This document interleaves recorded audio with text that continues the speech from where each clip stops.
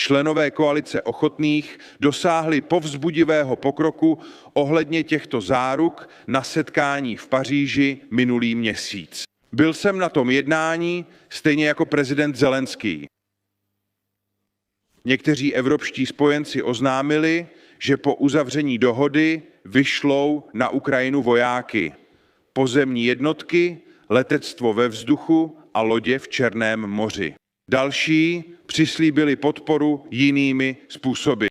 3. februára sa generálny tajomník NATO Rutte urobil ďalšie agresívne vyhlásenie, že po dosiahnutí mierovej dohody na Ukrajine sa tam okamžite objavia vojenské, letecké a námorné sily z tzv. Koalície ochotných na území tejto kedysi prosperujúcej krajiny.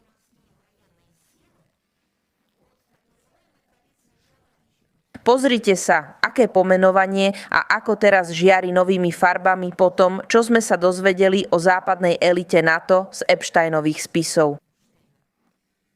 A práve tieto jednotky z koalície ochotných budú vedené Britániou a Francúzskom.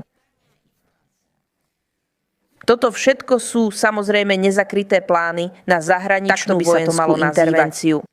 Pre nás je to kategoricky nepriateľné. Rusko opakovane vyhlásilo, že rozmiestnenie západných vojsk na území Ukrajiny pod akoukoľvek zástavou bude predstavovať hrozbu pre našu bezpečnosť. Tieto jednotky budeme považovať za legitímny vojenský cieľ.